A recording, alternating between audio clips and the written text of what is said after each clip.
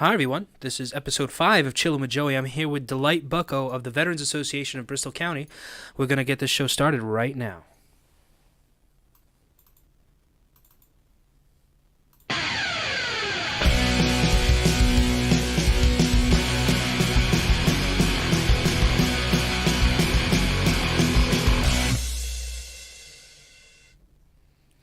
Hello, Miss Delight. Hi, Joey. How are you? Good. How are you? I'm doing well, thank you. Let's start off by saying, what is your position here at the Veterans Association in Fall River? Yeah, so I'm the executive director, so I'm pretty much in charge of taking care of everything here, running it, and the building and outreach. Pretty much I do wearing all different hats. Yeah. So Executive director, you're up there. The top. Yeah. Yeah. That's awesome. Now, how old are you? You seem awfully young to be an executive director. Now, I'm not saying that age is a defining factor. I'm just amazed that you can handle all this. How old are you? 25 years old. That's amazing. Yeah.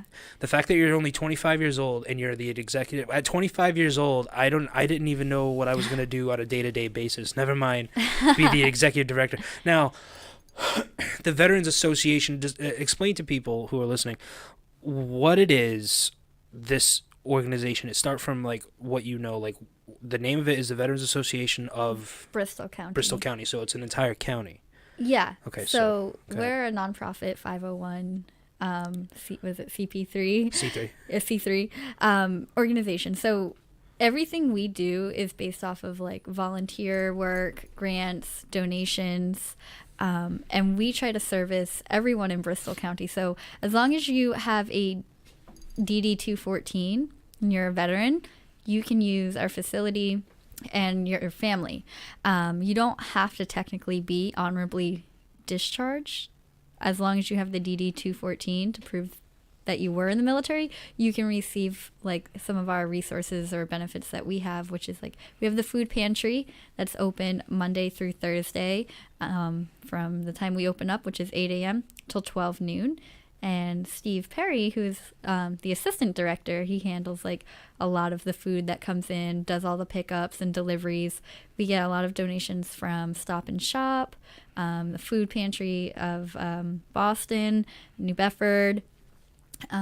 Different places will call up and say, hey, we have some food, we share hope, you want to come do a delivery pickup, and we distribute it out to veterans in need who might need the additional groceries that we have to offer. We have bakeries like Barcelos that have donated to us. Anyone usually in this area that has a bakery, the Fall River area, or even Providence, New Bedford, just in this general, within a 45-minute drive, has donated, gives us donations quite frequently. And last week we had a lot of surplus food because of the Stop and Shop strikers. So we had a lot of bread. So when we get that much bread, then we try to give back to the community if we don't have a lot of veterans using our food. Yeah, because then it'll just go to waste. Then it would just go to waste. So Joe Primo, he's an awesome person in this community that does a kitchen on, I think it's every other Saturday, down at the church on Rock Street, the Holy Spirit Church, and he does that every other Saturday where he serves food to the community.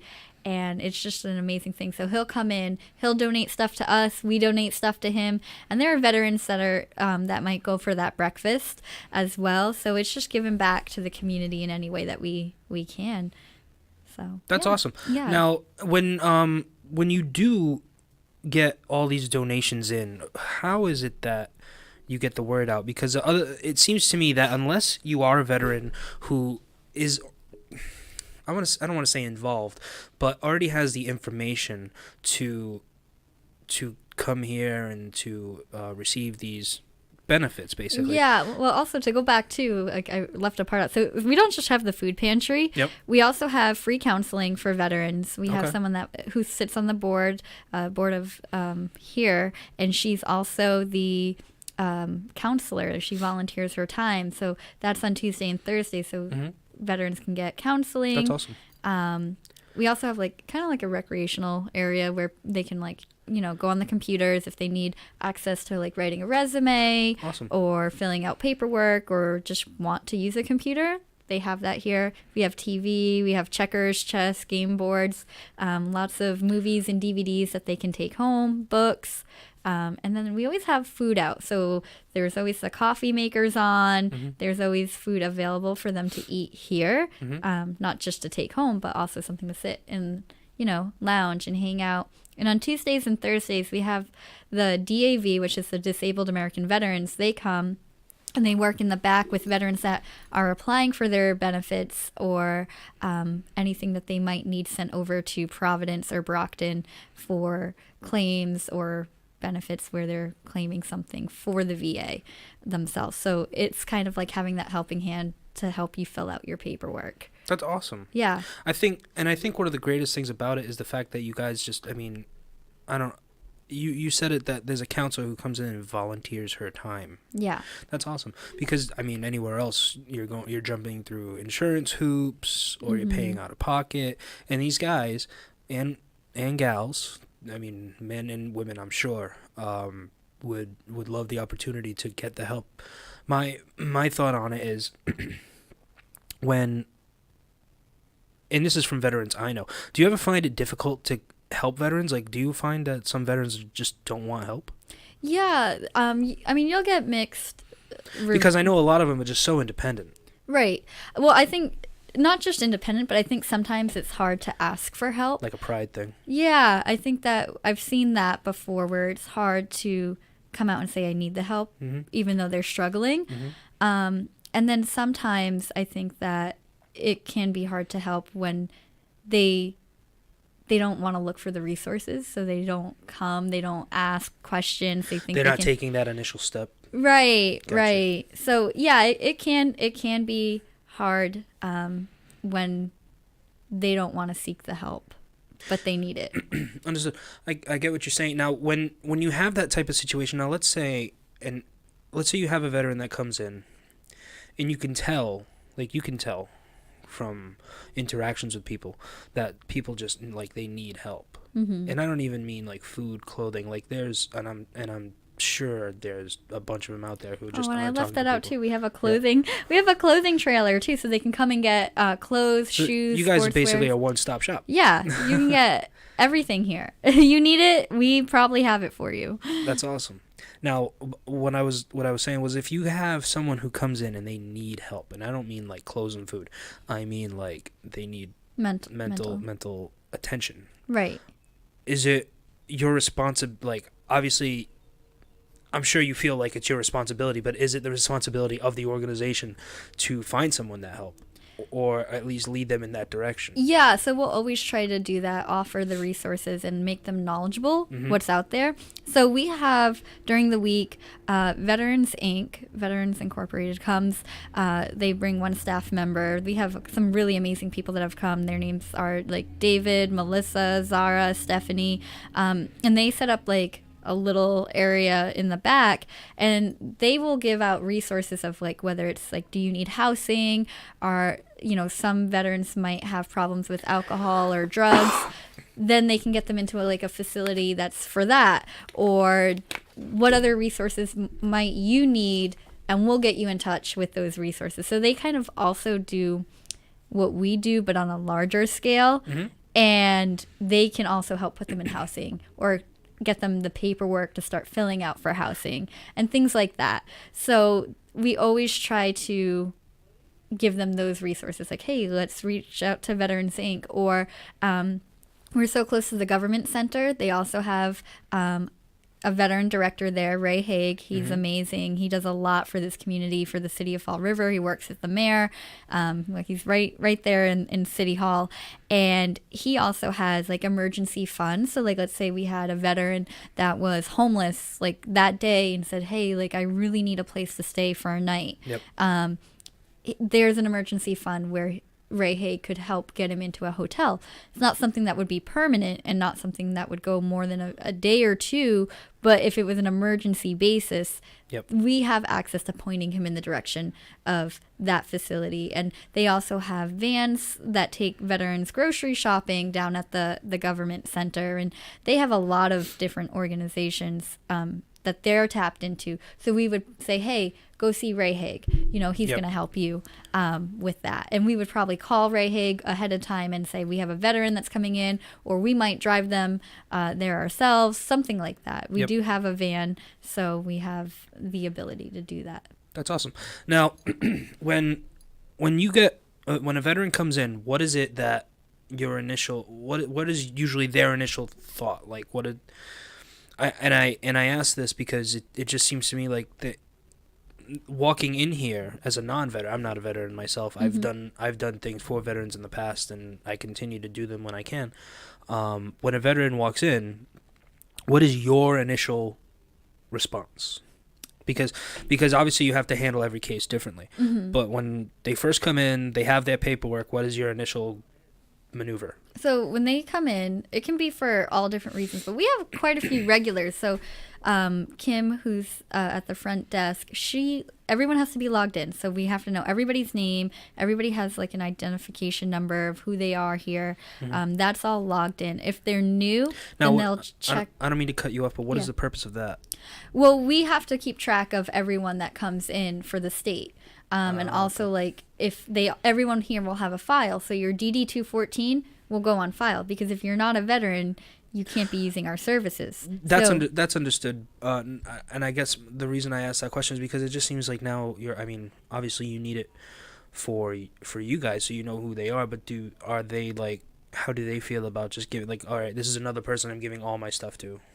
Well, I think it's you have to prove that you're a veteran. You can't Absolutely. just come in and say, like, I'm a veteran and I want to use your resources. So Mhm. I think that it's pretty common with any veteran organization. You're going to have to show that. But we're pretty lenient compared to other places. Like, we just need the DD-214. Yep. We're not looking for you to be honorably discharged like other places might require. Okay, 180 days of active duty for you to join. Or, we don't require There's you more to have... hoops to jump through. Yeah, so we're actually more lenient, and I think a lot of them appreciate that. We don't look for, did you serve 180 days on active duty or not? So I think it's pretty standard anytime you're going to apply for any veteran benefits or military outreach programs, you have to have those papers to prove. So I think it's just like, it's common. They're used to it. When you go in, you're also got an identification number in the military. Mm-hmm. So it's pretty standard. It's the same when you come out. But I think, a lot of them, they don't always have to check in at the desk, because if you're a regular, Mm-hmm. Kim knows you by your last name and your face. Yeah, she sees your face. You're just logged in. So it's not like you're being... Now they have to log in. They have Yeah. to log in when they come in here. Well, Kim logs them in. So. Yeah, but I'm saying, like, if someone were to come in here, even if you already have their information, just to come in the building, they log in. Yep. So yeah. it's just to keep track of their comings and goings. Yeah, every day. Yeah. Okay. Yeah, and that way we know how many people we're servicing in a week or Yeah, it helps per keep day. track of things. Yeah. But I don't think it's like anything that is of a bother to them. And then even the ones that do come in, I think they know that it's pretty standard. Mm-hmm. As far as knowing like what they think when they come in, I mean, I'm not a veteran Mm-hmm. myself. Yep. So me, when I first came in here, I felt like it needed more color and we needed to spruce the place up a little bit. So Make it a little more yeah, so I went and welcoming. we reached out to Home Depot and told them that we would like to get some plants in here to bring life. Like, I didn't want it to feel like a place that was closed in or Yep. dismal or You want it to be a little bit of an escape for the people who are Yeah. coming here, because they obviously need to come here. right. Like, I They want it to be feel- like yeah. a positive, upbeat Yeah, environment. not like the soup line at like a soup kitchen, like people Right. all gloom and doom. I Right. get what you're saying. Yeah, so now when you come in, there's like these plants, and I think figuratively it's to represent life and vitality, and that you're coming in here, and that you won't feel like it's a dismal place. So yeah, That's important. hopefully they come in here and they smile when they see all the flowers Yeah. and the plants. I mean, initially they might not. They might not, Because but, they're definitely like, I need help. right. Yeah, that makes But sense. but if you're, when you walk into a place, you want it to feel positive. You want to be able to feel like the place is welcoming. Yeah, and that's what I've tried. It makes the asking for help aspect easier. Exactly. So that's what I've tried to cultivate. That's good. Yeah. That's really good that you brought that in, because I've been here before, and I mean, it's, you do what you can. I mean, I don't know if it was just lack of effort or lack of care, but it just seemed like whoever was here didn't give it as much as they could have. Because I remember coming here, and this was already a few years ago, and it just seemed like it was cluttered. It was, I mean, I don't know if it was just lack of organization, but coming here today, it's a huge difference.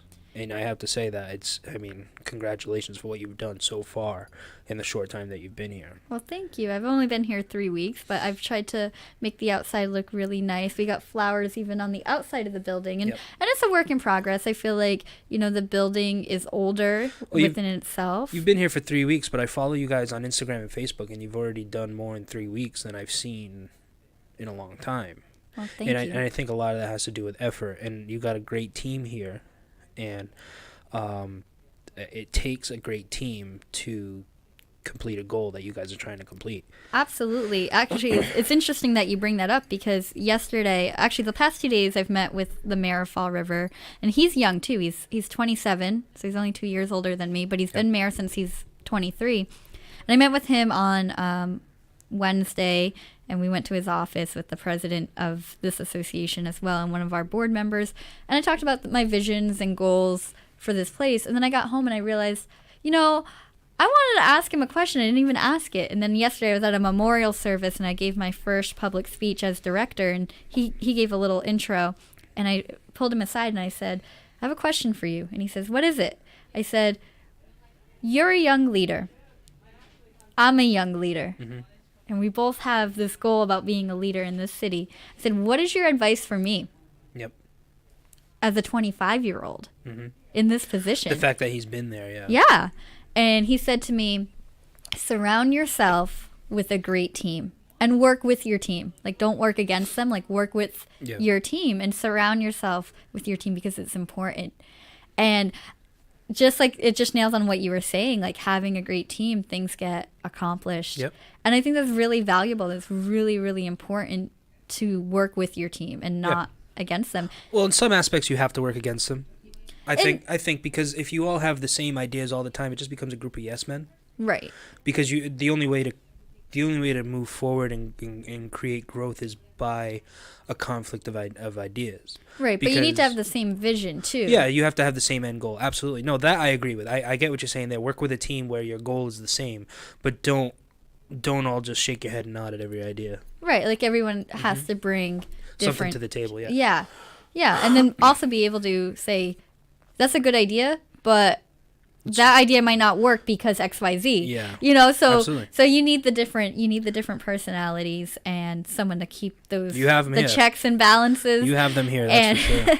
Definitely. And and also we now have team meetings on Fridays, and I told, the staff, I told them what the mayor said, but I said, but I'm also open for criticism and critique. Oh, you need to. So absolutely. Especially in your position. Yeah. So especially being young, like I'm going to make mistakes. Well, not even your age. I always feel, and this is just my personal opinion, that if a good leader listens to his troops. Absolutely. And yes, you wanna, cause and I've been in positions where I have been in charge of things, and you do have something you need to get done, but you need to take, because there's people behind you. And I don't mean behind you in a sense that they're lesser than you. I mean behind you.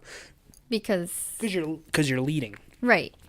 There's people behind you with different experiences, different age groups, different ideas that could help you go towards what you're trying to go towards. I mean, you're all trying to go together. Like you said, you all have the same end goal. But you, in your position, I just feel like in a position of power, because you're an executive director, you're an executive director, you do have that level of prestige. You do need to be able to listen to your team, and it's important, and it's great that you've brought up the fact that you do work with your team. Because if you just lock absolutely. yourself in the office and you're like, this is what I'm doing, Right. you get nowhere.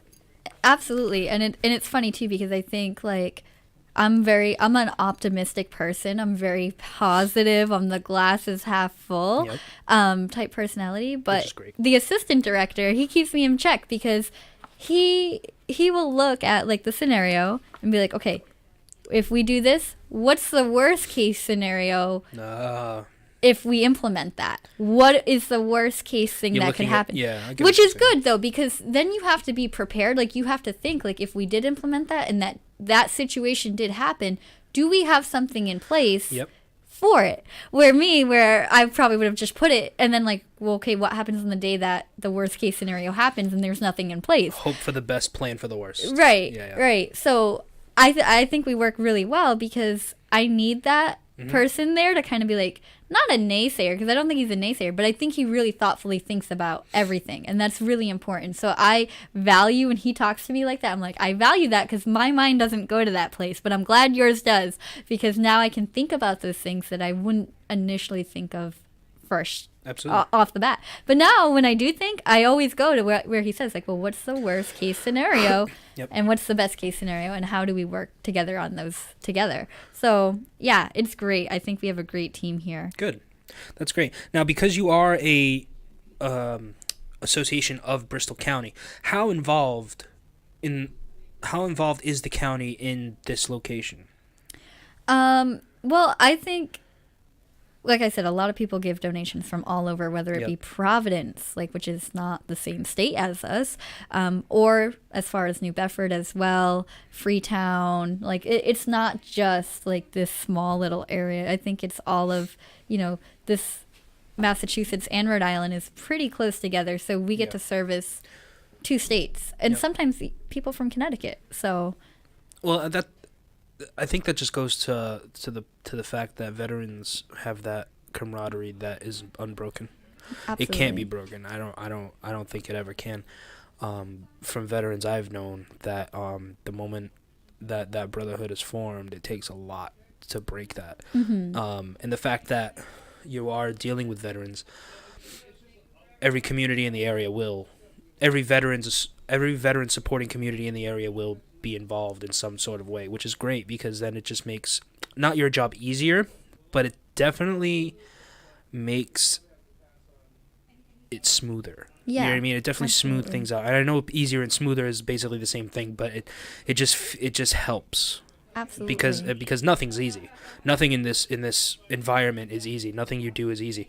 But having it run smoother is just and that's like having that helping hand. Even the assistant director is always like, we want to be on autopilot, and be able to just run smoothly. And I think that's true. And when I call it having a symbiotic relationship with everyone. It's important not just for them to help us, but I think about what we can do for the community as well. That was a question. That was my next question. So that's really important. If you follow us on social media now, you'll see like we went to Joe Primo's breakfast, which he's the one I was just talking about earlier that holds a breakfast every other Saturday for the community.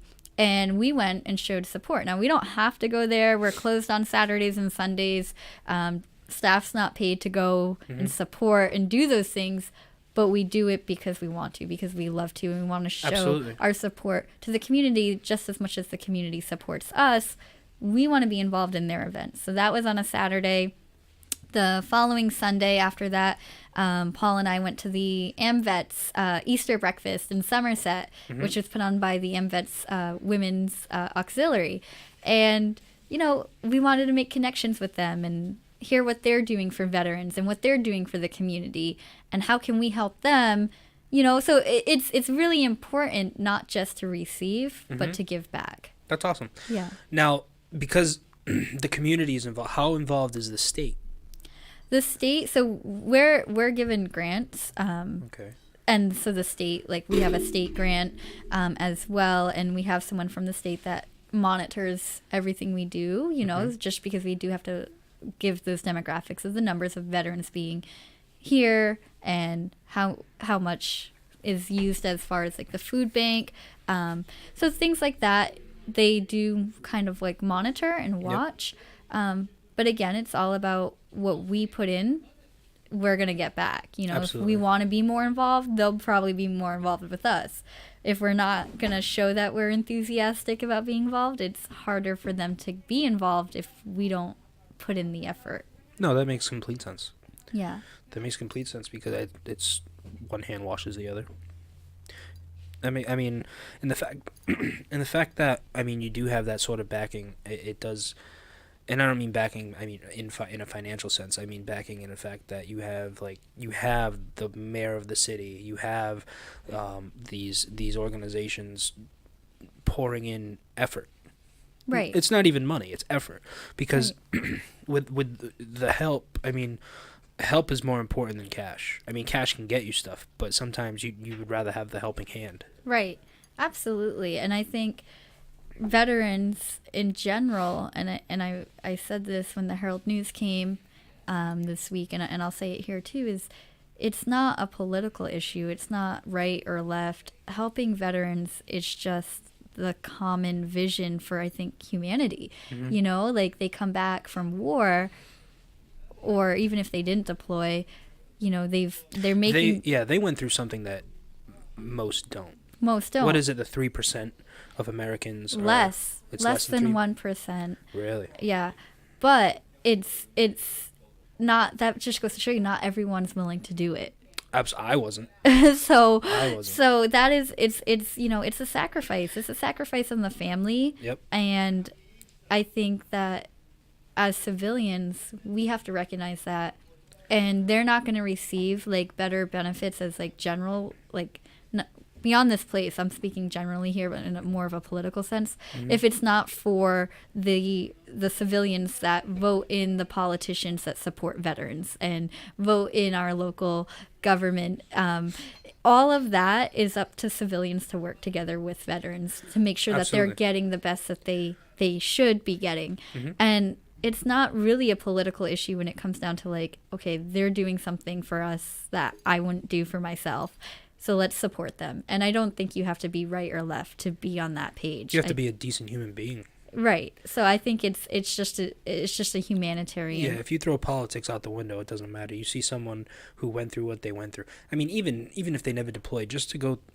walk into the office, sign a piece of paper that says, "Here's my life." Yeah, and say that, you know, I'll do, you know, even if you're reserved and you give 1 weekend up a month, you have 2 weeks in the summer of training, and I think they're extending that summer training. Mm-hmm. I heard it might be even longer, almost like a full month now. Yeah. I'm not quite sure, don't quote me on it, but I heard that, you know, it is very rigorous. So for those 2 weeks in the summer, you're away from your family. Mm-hmm. You're missing your children's, if you have kids, their birthday parties or anniversary with your wife or whatever.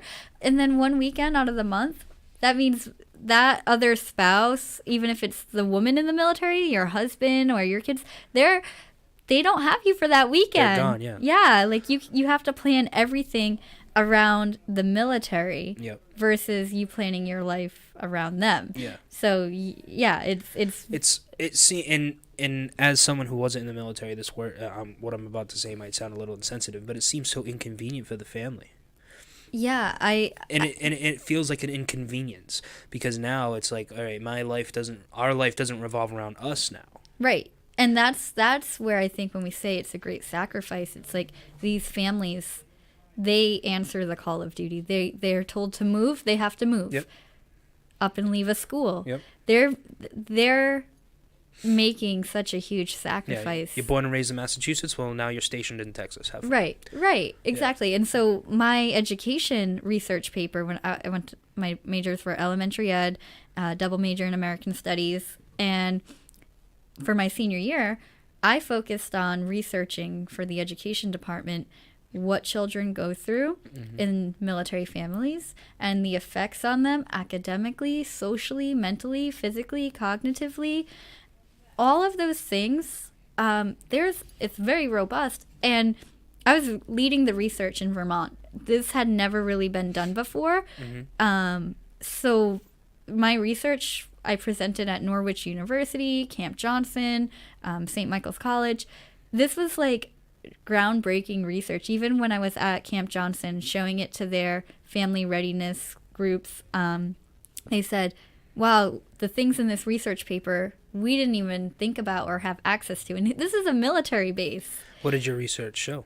Well, one of the things was like talking about how children socially, because I really broke down all the categories, and socially it can be very difficult for kids because their medical records are not always transferred on time to the new school, which means they can't play sports if they don't have their records or the shots and all the records. It can be really hard to get. You have to keep transferring your kids' pediatricians. So even if everything's up to date, you're waiting on the paperwork. You're waiting, or you might not have it, or you have to get a new doctor every time you move. Mm-hmm. Like, there's so much that goes into being a military family that I don't even think the public schools recognize it.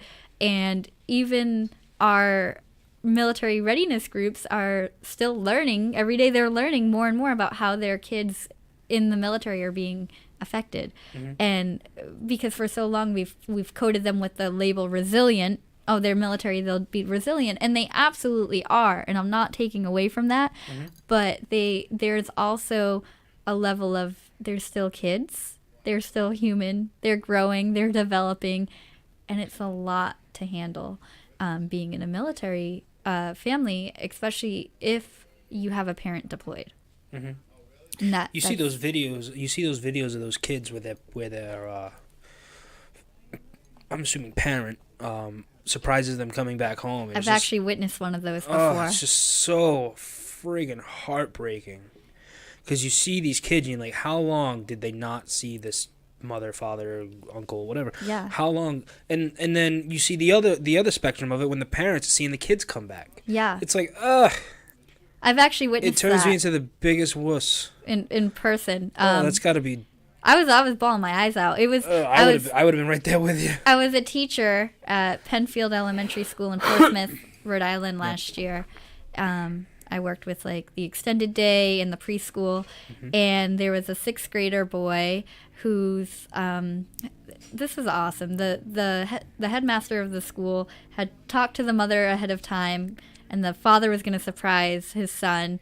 So the son didn't think his father was going to come home for another couple weeks. No. And I come in, and they held a school assembly, and the kid thought it was going to be about Memorial Day coming up, and that we were just going to be talking about it. And his father came out from the door and surprised him, and the kid was just stunned. Like, he didn't have any emotion because he couldn't. He was in shock. Just complete shock. And yeah, it was just amazing, though, because, the father's happy to see his son, and the wife is there, the mother, and it was just like a reuniting of family, but also the community being there to support him and welcome him back home after, I think he had been gone for almost a full year. That's incredible. Yeah. It's insane. It's insane to think about because, I mean, and I can speak personally on this. My father was in the military. He was in the Navy, and my grandfather was in the Army. Mm-hmm. It skipped a generation with me. At the time, I wasn't really interested. I mean, the thought of joining this, and I had friends in high school who ended up joining the service, and it never crossed my mind. I'm like, no, I want to do other things with my life. But as I grew up from high school to where I am today, and I've done things in the past in support of veterans' causes. Excuse me. It makes me think back, like, why were you sitting on your hands when your friends were ready to do it? What was wrong with you? And not wrong with you in a sense, like, there's something wrong with me, but, like, what was going through my mind? And at the time, I again, it never even crossed my mind. But now that I'm older, I'm like, this is what I was meant to do. Mm-hmm. I was meant to do something after the fact. I couldn't do anything. I'm not that type of person. But for those who come back, I can help them. Yeah, I have the same mentality in a way. I mean, I think it's harder for me. Like, I don't have good vision. And yeah, I'm right there with you. So I know that the rules are really like strict of getting in. Like your health has to be like almost prestigious, especially like when it comes to your vision and things like that. 4'11" and weigh like 100 pounds. So it's like, see, you're on the underside of it. I'm on the overside of it. I weigh too much. And so so it would be very difficult for me physically Yep. to be in. And also I don't have the greatest immune system, so you know, it's like I wouldn't really have that option even Yep. if I wanted to. Like, even if I looked into it and wanted to go through the training, they would probably reject me. Which is tough for those who do want to. Right. You know what I mean? Right. Because you have to figure that for everyone who doesn't sign up with whatever issues Right. you Then know what I if mean, somebody you just else mentioned, and then somebody else who does want to, who has the same problem, I can't even imagine how they feel. It's like, here I am, I'm ready to do whatever it is for my country, and now I'm gonna what? Be sick at home. Right. Right. Now, how much do you guys do any work with the Gold Star families? You know, I don't. Well, I just started 3 weeks ago, Yep. so I don't know what they've done in the past with Gold Star families. Yep. But yesterday I was at a memorial service, gave my first public speech. Gold Star families were there, and that was amazing. I got to release the doves with them in honor of their families, and that was beautiful. And I've talked with Ray Haig over at the government center. He knows a lot of the Gold Star families, and that is something personally I would like to reach out to them and ask them how we can work with them, network. Can we give them any services? How can we help? That is on the agenda for this year is to be a Now, part for of that. anyone listening who doesn't know what a Gold Star family is, could you just go over that a little bit? Yeah, so Gold Star families are the families of someone that has been killed in action.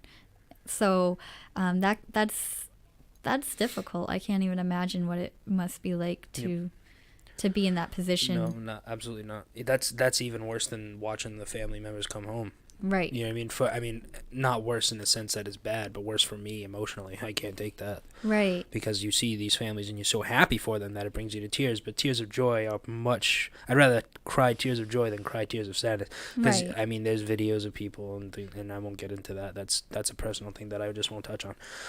But it's so disheartening to see these caskets with the flags on them. And you're like, that flag over the casket, that's what it was for. Mm-hmm. I can't imagine that.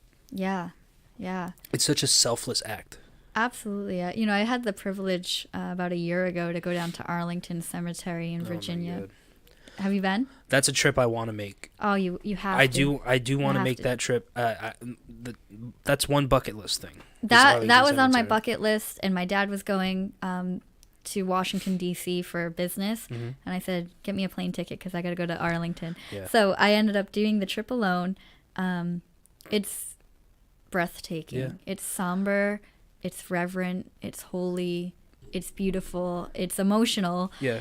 It's sad, but at the same time, it's... You went to Arlington by yourself? Yeah. Oh my God. I don't think I could do it alone. I would need somebody there. Because just to say something, because at that moment it's just... I don't think you can say anything. Really? And I think it's better to go alone. Honestly, because I think I needed it as a place to like just self-reflect with myself I couldn't and be there. look out. You know, if you're with someone, I think it takes away from the moment of Yep. you really comprehending Just everything. rows and rows. For people who Yeah. don't know, Arlington Cemetery is the national cemetery for United States veterans in Washington. Outside of Washington, Outside. Virginia. And it's Arlington, Virginia. It's just a sea of it's not even headstones, it's crosses, right? It's a pillar. Right, but they do have stones. Some of our presidents are buried there Right. as well, and they also have the tomb of the unknown soldier where they soldiers do there, the yeah. changing of the guards, and those guards are out there no matter the weather, rain, snow, Yep. blizzard. You can look. You You'd can have look like a images. tornado coming, they'd be out Yeah. there. You can look They- images up on the internet. It's Yeah, they're there. They're- You've seen pictures. They're standing there with the rifle, and it's just snow, and they're covered. and they stay there for that. I think it's every hour on the hour they change, and you can see the changing of the guards. It's like a really beautiful. Like I don't know if it's like considered a ceremony or how what you would call it, but when they do the changing, it's very prestigious. Everything's in sync. The timing is perfect, and Yep. they have to go through a lot of training, and you have to be. What branch of the military guards that? You know, I'm not quite sure. Something I'd have to look up. Yeah, Because that's I didn't know that either. I didn't know if you have to take it. Take it. No, that's fine. Kim will get the phone. That's fine. Now, what the one question I had about the Tomb of the Unknown. So is it like a tomb of one person? I don't know a lot about it. I think it's several people. Yeah, I'm pretty sure. I think it might be 3, but don't quote me on that. No, I'll have to look it up because I mean this wasn't a subject I had thought we were going to discuss, but I'm glad we did because it's just interesting to hear about. Yeah, it's definitely. I didn't know a lot about it. I mean, I know it was there. Yeah. I knew about the changing of the guard, how there's always a soldier on duty. Yeah. Watching it, and that's just. I mean, you have to wonder what goes through their mind while they're sitting out there. I mean, they're human, so it's like they're probably thinking it's freaking cold today, but at the same time, but the honor. Exactly, it's got to be that initial. I mean, if it's like their 9th time doing it, 10th time doing it, they must. They have a lot of rules too. When you go there, like they can never drink or something like that. Like even off duty, they can never drink. Like there's certain things that they have to morally uphold. Oh man. In their entire life, even when they're not the guard. So really? like I remember reading that on the sign. Like they can't ever have alcohol. Off they can't duty. swear.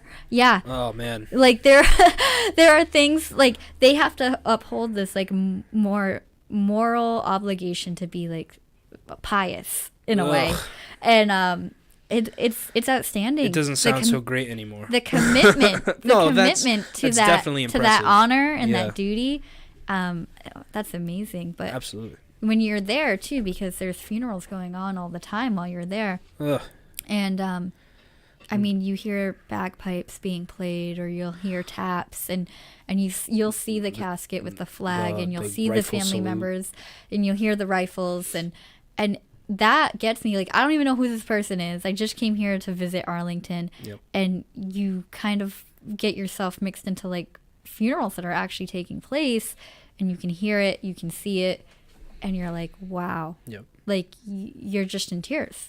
Like, you don't even know the person, but yet you realize what that flag is really representing. Absolutely. So, the first time I ever saw Arlington Cemetery, and obviously I didn't go in person, was in the movie Saving Private Ryan. When he's walking down, you just see these rows and rows and rows. Yeah. Too much. Now, the other thing I wanted to do down there was the Vietnam Memorial. Oh, I went. Yes, I went there. Of course you did. Of course you did. Anything else you did that I wanted to do? I really wanted to do that. Oh, I did it. Well, Washington's amazing. D.C., besides Burlington, Vermont, is my favorite city. I've never been there. I've always wanted to go. Washington, D.C.? Yeah. I've been there, I think, 4 times. There's just so much. I mean, if you... 3 times? If you're any sort of... If you have any interest, or if you are a patriot yourself, if you have any interest in the history of this country, that's where to go. That and Philadelphia. Yeah. Because I mean, those are the 2 places where. And Boston. Well, obviously. But the tea's not in the water anymore. No, but there's a lot of history there. Absolutely. So. I mean, there's still a lot of places there that, I mean, even if it's redone, it's still like historical landmarks, because they obviously have to upkeep it, because if you don't, it goes away. Right. And it's incredible. One of the things that I always found interesting about associations like this is you guys have your hands in a lot of, and again, it might be like you said, off duty, but you guys do a lot of like fundraising. Yeah. Because we need the funding. We run. You need the funding. I mean, we're, like I said, nonprofit. So yeah, you get the grants to upkeep like the grounds and the grants things like that. Basically pay the paychecks of the employees here. But other than that, there's like not much room for it to do anything else. Mm-hmm. So yeah, we're always applying for more grants and volunteers, but you know, fundraising is really important. And Kim, she's out there. She does the best fundraising event. She's always on one thing to the next. I know Kim, and let me tell you, she's good. She's good. She knows everyone. I don't even know what sentence to say to make what that was make sense. But she can hustle. She can. And I don't mean hustle in a bad way. I mean, she just knows how to get things done. You know, and she knows everyone in every organization possible to veterans and military efforts, and she keeps all those connections, and And when we have a fundraising thing coming up, she reaches out to all of them right away and knows how to do it. And she's awesome. She got a Rolodex just for that. Yeah, yeah. So one of our big fundraisers for the whole year is coming up on June 30th. It's a Sunday. Mm-hmm. It's our car show, not this one. I don't know if I have a flyer in here. I don't. But yes, June 30th is our big car show at BK Tavern in Fall River off of Airport Road. And so you can register your car. I think it's $15 pre-registration, $20 on the day. Oh, so you can get a little bit of advanced discount. Right. That's good.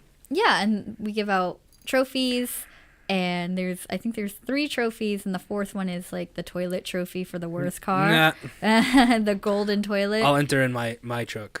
I'll win that golden toilet, no problem. Hey, POS. I'm serious. Enter your truck. Ugh. But it's going to be great. There's a lot of raffle prizes, a lot of local, food places donating. I've reached out to different organizations like zoos and aquariums to see if they'll, give us passes to raffle off. So there's going to be a good raffle.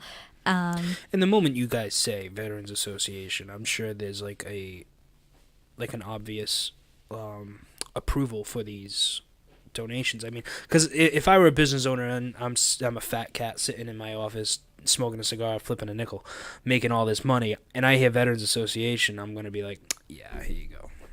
Because it's just that cause. Like that's in my mind what I see. Like I see, like even all these people who like these businesses you think are like evil. They have these high uppity business types. I mean, you've seen the types in TV shows and movies and things like that. The evil businessman.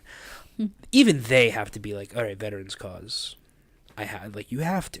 Yeah. You have to. I feel like a lot of people are receptive to helping. And that goes back to what I said. Like, it's not a political thing. It doesn't matter who you are. It's a humanitarian thing.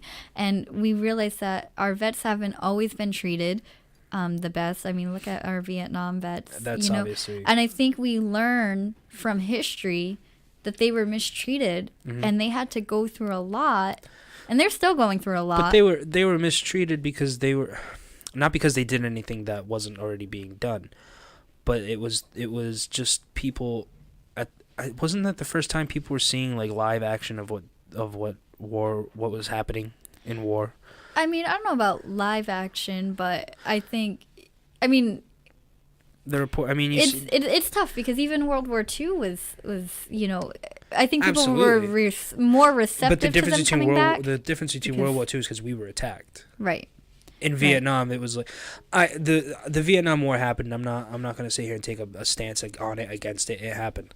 The bigger problem is the veterans were basically spit on. Yeah, literally. Yeah. I actually one of our veterans yesterday that work at the DAV, the Disabled American Vets, and he was down at the memorial with me.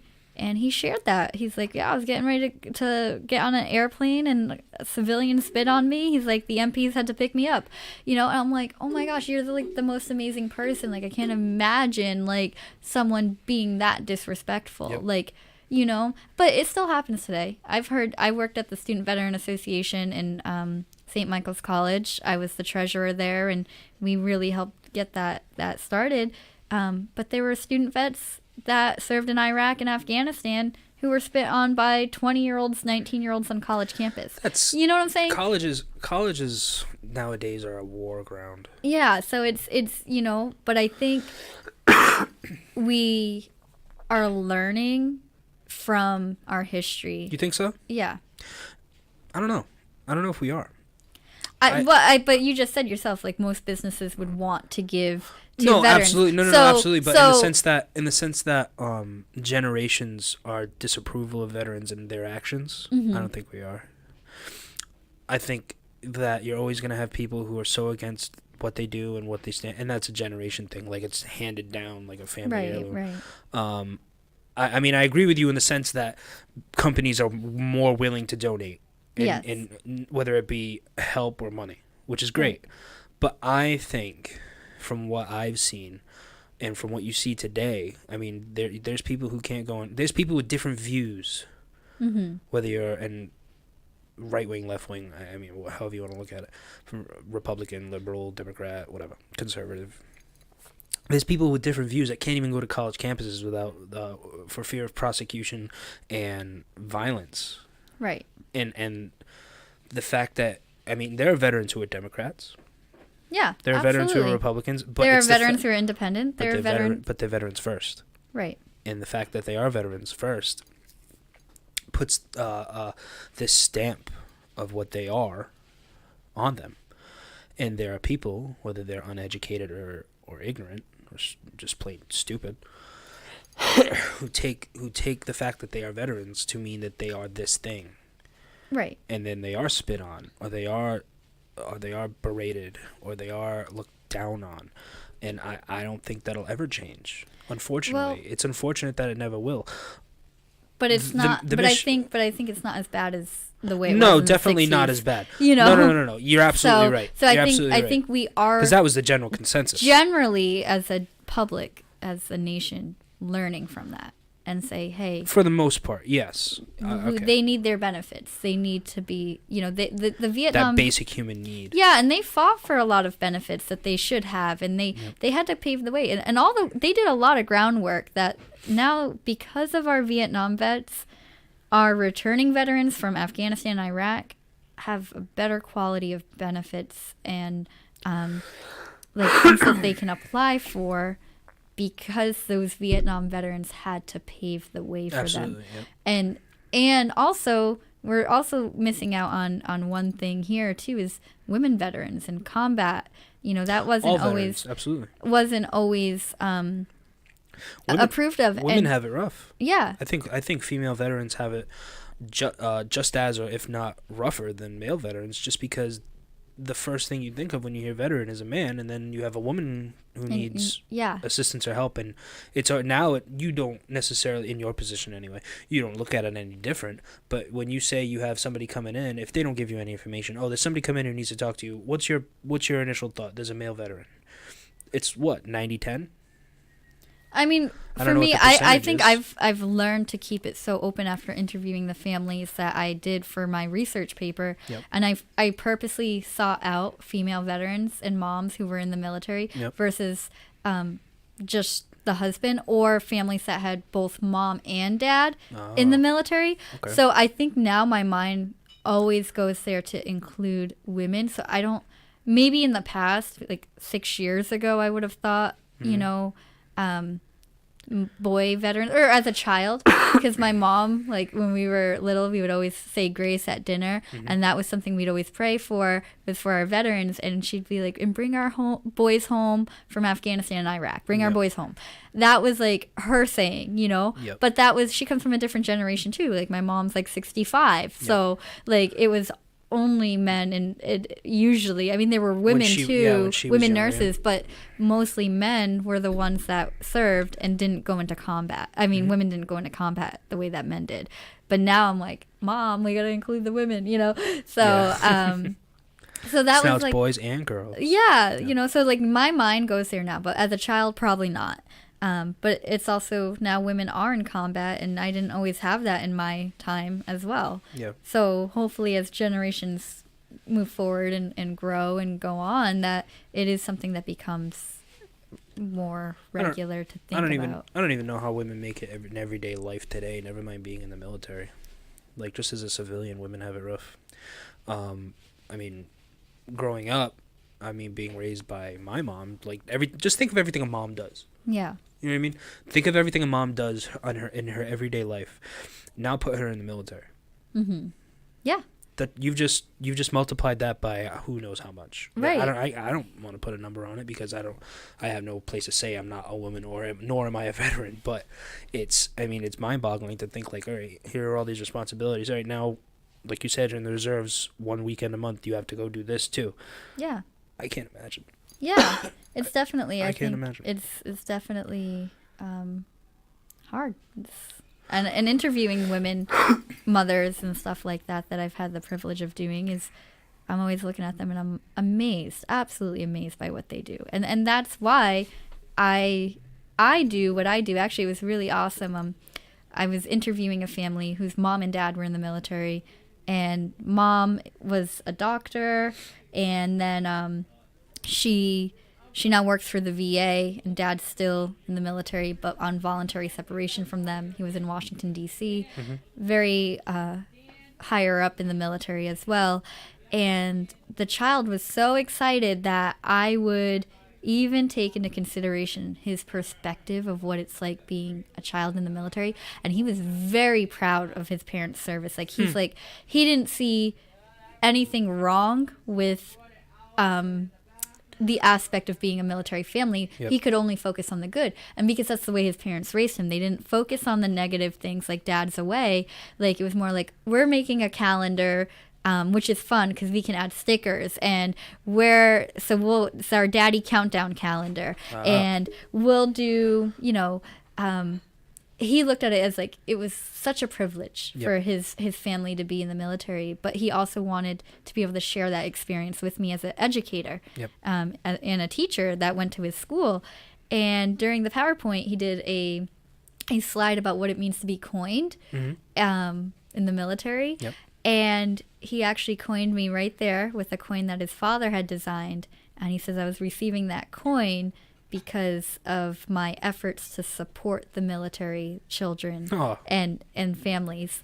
And he's like, don't stop doing, he was like a sixth grader. He's like, don't stop doing what you're doing, Miss D, because it's really amazing. And he's like, hopefully this coin inspires you to continue to look out for children like me. I would frame that and put it in the office. I like it at home, and also you can't frame it because you need it when you go out and you have to put it down at a bar. Just show yourself, So yeah, I love that. That was one of my favorite things I've ever experienced, and that's what it comes down to me. Like, it's like everything I do is because it's like kids like him and families like him, moms like the ones he has that are serving our country. And see, I got lucky. I got lucky in the sense that my dad had already left. He had already been out of the military by the time I came around. So I mean, I never had that feeling of dad's gone for a little while, or he was in the Navy, so he was on a ship for however long. So I never had that. We should invite him Paul. in. You want? Yeah, Paul, come in.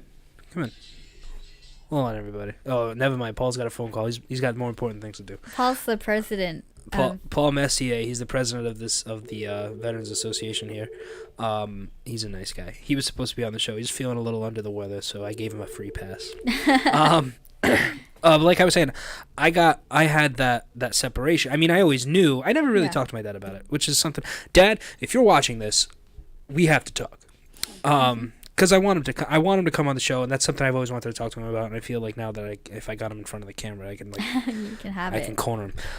But that was a life that I never knew. Yeah. You know what I mean? I knew my grandfather was in World War II, and when I got older, like, it was one of those things like, oh man, I need all my information. So I talked to my mom. It was my mom's father.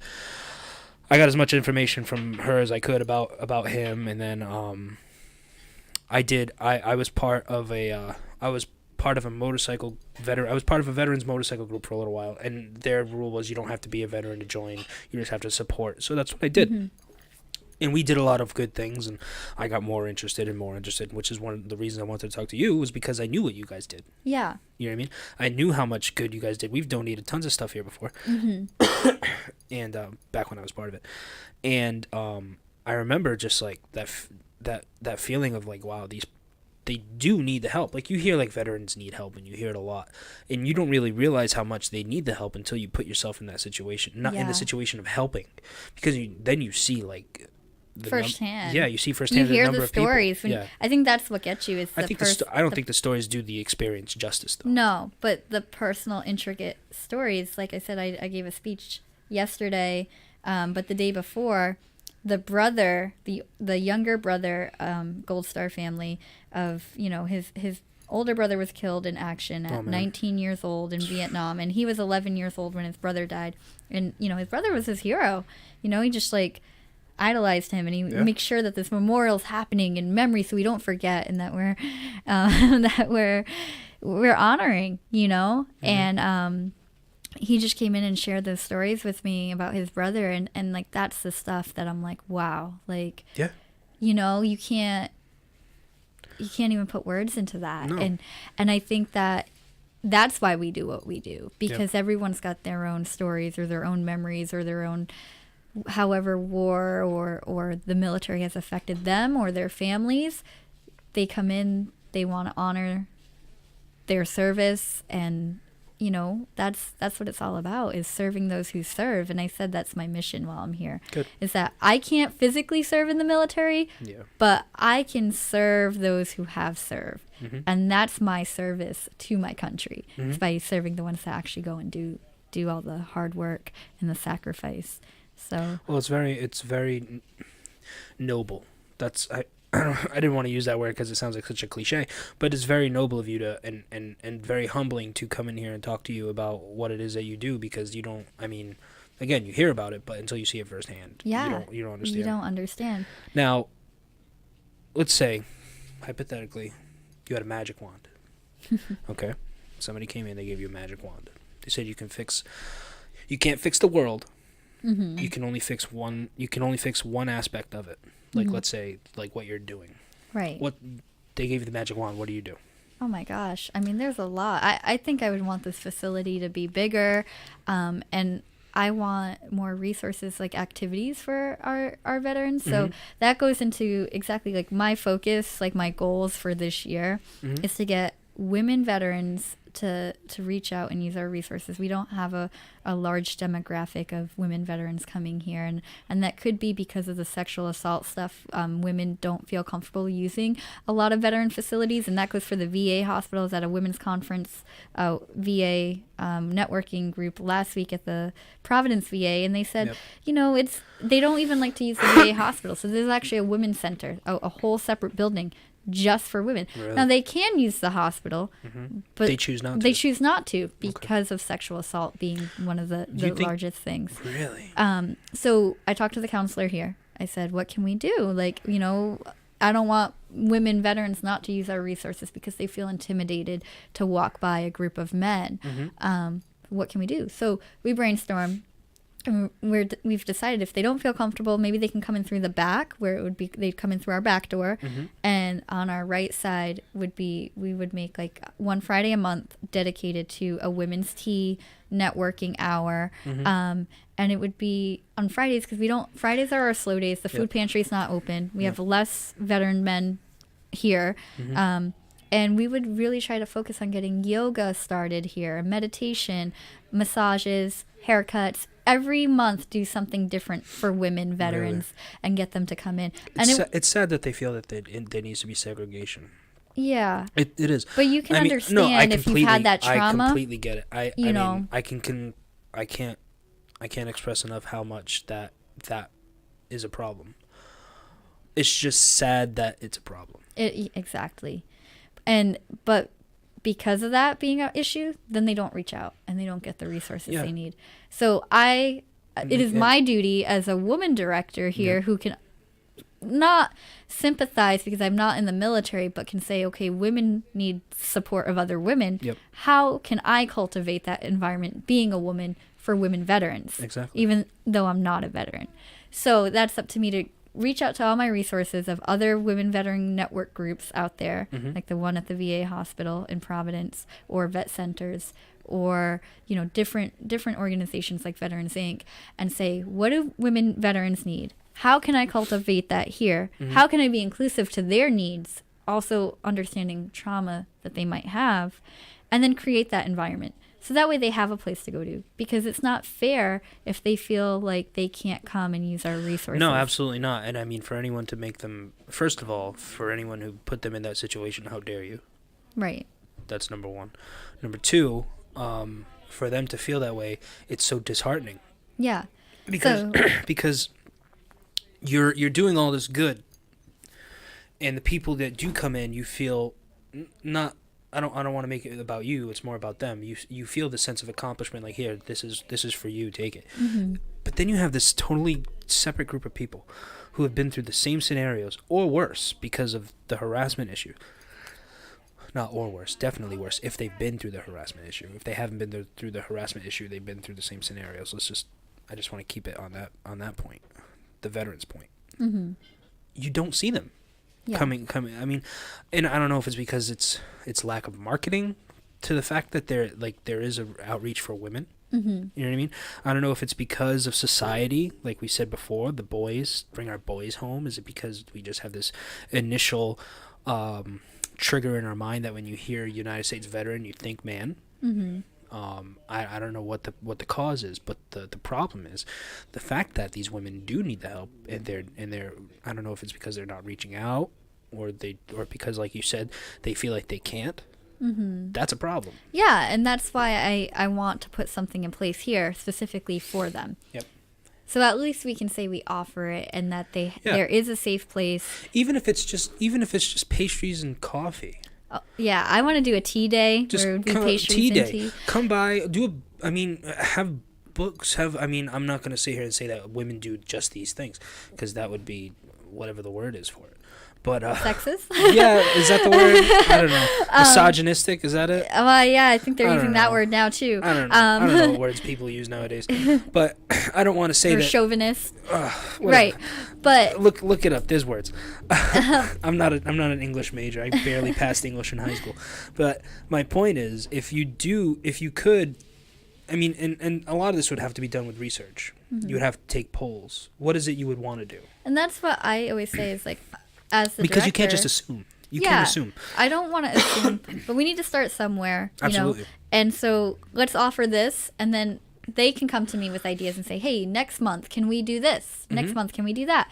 And I'll look into it and see if we can get the funding or the networking outreach programs to get them what they want, get them what they need. That gets them here and gives them a place where they can network with other women. See if you can get donations from like a nail salon. Just go out. Yeah, actually, today I'm talking with my hairdresser. I'm getting my hair done today, this afternoon, after I leave here. Yeah, me too. And I had already run the idea by my hairdresser, and she's like, let me brainstorm some ideas. Let's see what we can do. So I'm already on that. I'm already working towards those Even goals. if it's just like a wash and cut. Yeah, or a quick dry cut, or makeup tips and beauty, and sit down and have tea with these ladies. And just to bring even civilians together with veterans, so we intermingle. And so civilians can learn too. A lot of right now, what you see, and I've seen it from being in the in that type of environment, is a lot of the veteran support thing are like bike runs, right? Motorcycle runs.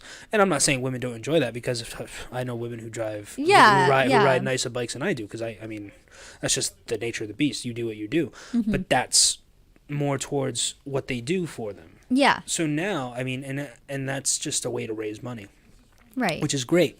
But you're not going to see the average female veteran go to a lot of things like that. If it's something they're interested, they might. Right. But if they're not, they won't. They won't. So what does that do for them? And that's a fundraiser. That's not a place where they can come and talk or receive counsel or... Even if it weren't a fundraiser, even if it were just something to do. To build friendships. Exactly. To build the community of women that have gone through the same experiences as you. Yep. You might not have met them yet, but now you are going to meet them, and you can talk to them, and you can relate to each other, and that might help you. And you might have similar interests, and then you'll have a friendship that you didn't have before, and that can be... Friendships are valuable, and you can't put a price on that. And sometimes friendships are what help you get through life. Well, that's that. What we said before, that camaraderie of being in the military. Absolutely, it's everywhere. Once a bond like that is made. Yeah, it's like unwritten. Yeah. And so I think that's important. The next thing, my focus is to get younger veterans from the Afghan and Iraq conflict to come in and use our resources as well. Right now, our demographics are largely based off of the Vietnam War and maybe even older. Really? So we have one vet. He's almost 90 years old. So it's like we do have a lot of the older generation coming in. It's time that we also look for the generation that's now coming back and returning, or that are currently in, even if it's reserved and they haven't deployed. What can we do for them? What can we do for their families? How can we offer our support? And, we have a lot of good ideas here. Project Healing Waters is a national fly tying organization, so we make flies for fly fishing. We did it up in Vermont. It was great. It was a great turnout. Really brought all generations of vets together to work with each other. And so that's something I'm working towards. I want to get art classes. I want to get yoga classes here, even for our male vets, even if it's more meditative yoga. just to help them through. Yeah, you don't have to do any of these crazy poses. Yeah, and it's great. I've worked with veterans up in Vermont that swear by it, that Yep. talk about yin yoga being the best form for PTSD or any other injuries that they may have. And it's like, okay, like let's see how it goes, you know. So I'm up and open for any ideas and activities. So anyone listening that might have ideas and activities, you can contact the vet center as well. Tell me about them, because I'm always I'm definitely open gonna for I'm that. gonna put a link in the description on the video. Yeah. Of your, you have a website. Right? Yeah, well, Of the website, so they can at least do and some research. our Facebook and our Yep. Instagram as well. Yep. We need more Instagram followers, so please, I'm a please, follower. please go click on our Instagram. I follow you guys Follow on us. Instagram. You guys. I mean, the things you guys do. You guys post all your interactions, Yeah, which is important. great because because they see that you're like, this is real. I'm here. I'm doing it. It's not just word. It's not just words. I'm not just typing it.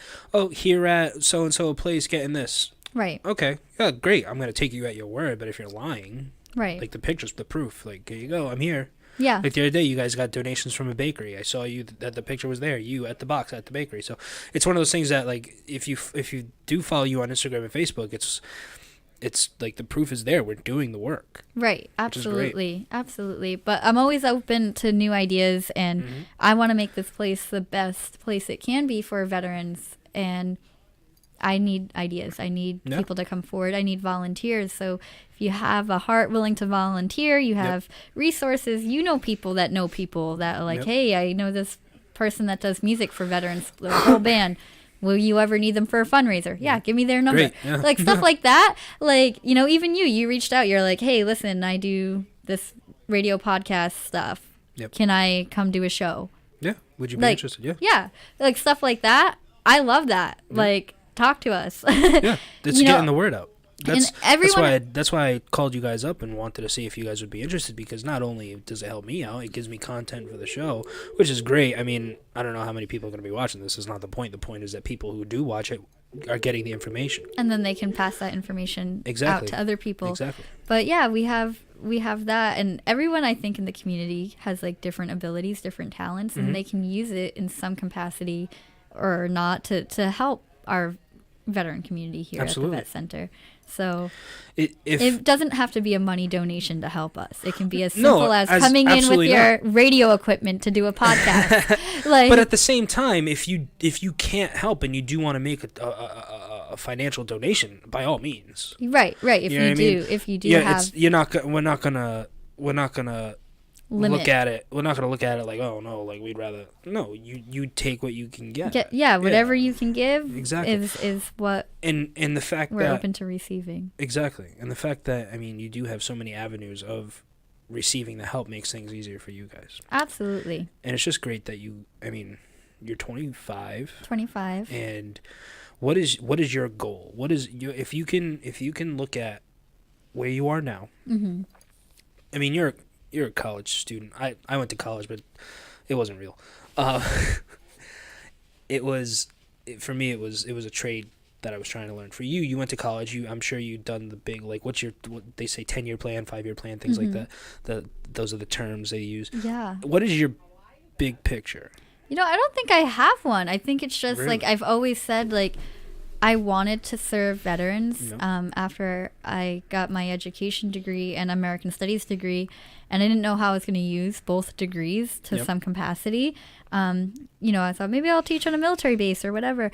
But, I really love serving the veteran community the way that I'm doing it right now. Good. And it's interesting, too, because I remember being at the Student Veteran Association in college, and we had the military coordinator, and I was like always thinking about, like, he has the dream job that I want. Like, even though I was a college student who was elementary ed as well, I was like, I'd love to do what he does, where he gets to network with all these veteran organizations and he gets to help veterans every day and work with them personally.